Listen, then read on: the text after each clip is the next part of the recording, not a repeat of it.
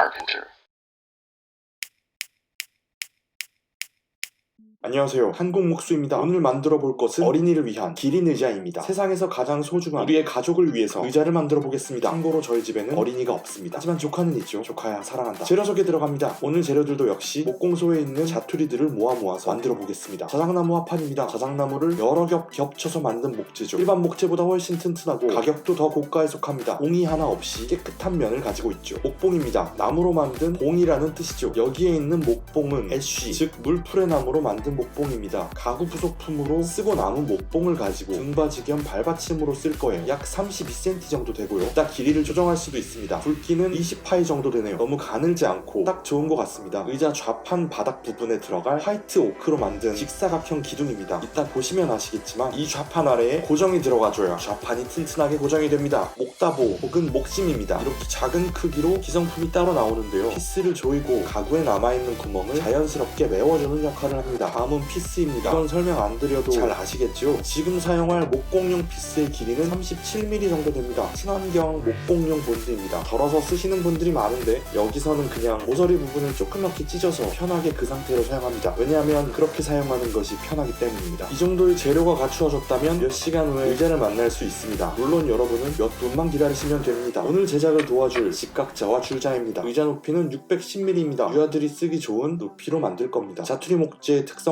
길이나 수평이 일정치 않으므로 꼼꼼하게 체크를 해줍니다. 의자의 폭은 320mm입니다. 위에서 아래로 줄을 긋기 위해서 길다란 자가 필요한데 일단 자가 없으니까 자 대신 나무를 사용합니다. 바닥에서 좌판까지의 높이는 300mm입니다. 몸 전체의 길이 중 절반 가까이가 다리입니다. 부럽네요. 양쪽으로 똑같이 표시를 해줍니다. 그리고 여러분, 기린의 다리를 생각해봅시다. 기린은 일자로 다리가 쭉쭉 뻗어 있지만 자세히 보면 허벅지가 조금 더 곱습니다. 그걸 표현해줍니다. 좌판에 닿는 부분은 50mm, 바닥에 닿는 부분은 30mm, 그리고 다리가 시작하는 부분은 40 정도 들어와서 그었습니다. 너무 어색하지 않게 말이죠. 당연한 말이지만 중요한 것은 다리가 바깥을 향해야 합니다. 다리가 안쪽을 향하면 이상하니까요. 이제 등받이 부분을 그립니다. 기린의 목과 얼굴 부분인데요. 다리와 비율을 비슷하게 그려줍니다. 머리 윗부분은 30, 모가지와 몸이 맞닿는 부분은 50입니다. 이따 이 부분에 머리를 디테일하게 그려볼게요. 그리고 기린의 곡선부터 다리 라인까지는 직선보다 곡선이 자연스럽겠죠. 그럴 땐 직각자를 살짝 휘어서 곡선을 만들어주면 됩니다. 이제 기린의 머리 부분을 그려볼게요. 코를 일단 2개 그리고 얼굴을 완성시켜 볼게요. 볼펜으로 그리다 틀리면 어떡하냐고요? 걱정하지 마세요. 사포로 몇 번 문대면 지우개로 지우냐 사라집니다. 그리고 사실 원래는 종이에다가 먼저 그린 다음에 여기다 옮겨 그리는 거예요. 오늘은 그냥 바로 그릴게요. 자, 그럼 다시 얼굴을 제대로 그려볼게요. 그리고 이제 다시 좌판 자리를 그려줍니다. 의자는 아주 약간 등받이 쪽으로 기울어져야 편하게 의자에 기댈 수 있어요. 각을 따로 재지는 않았지만 뒷부분이 15mm 정도 낮게 했어요. 그리고 아까 재료 중에 보았던 좌판 아래에 고정시킬 각기둥 자리까지 정확하게 그려줍니다. 그리고 기린 다리와 몸통을 곡선으로 자연스럽게 그려줘요. 옆에 아무것도 그리지 않은 부분에 얼굴이 튀어나올 때까지 미리 선을 그어놓습니다. 한 25mm 정도 튀어나올 거예요. 약 8cm 간격으로 등받이 봉이 들어갈 자리도 표시를 해줄게요. 앉았을 때 발을 걸칠 수 있도록 반대편보다 조금 더 낮은 위치에 목봉 자리를 표시할게요. 스케치가 완성되면 목재를 그대로 잘라줄 거예요. 일단은 목재를 절반으로 잘라줍니다. 근데 중요한 걸 안 그렸어요. 기린한테 몸통이 없네요. 몸통 부분을 둥글게 그릴게요. 우리가 알던 기린과 조금 다르다고요? 괜찮아요. 그래도 예쁘잖아요. 자, 다시 절반을 자를 거예요. 먼저 이렇게 절반을 자르는 이유는 스케치를 한쪽만 해놨기 때문이에요. 겹쳐서 2장을 한꺼번에 자르기 위해서 타카를 몇 방 쏴줄 거예요. 타카는 박을 때 타카타카 소리가 나서.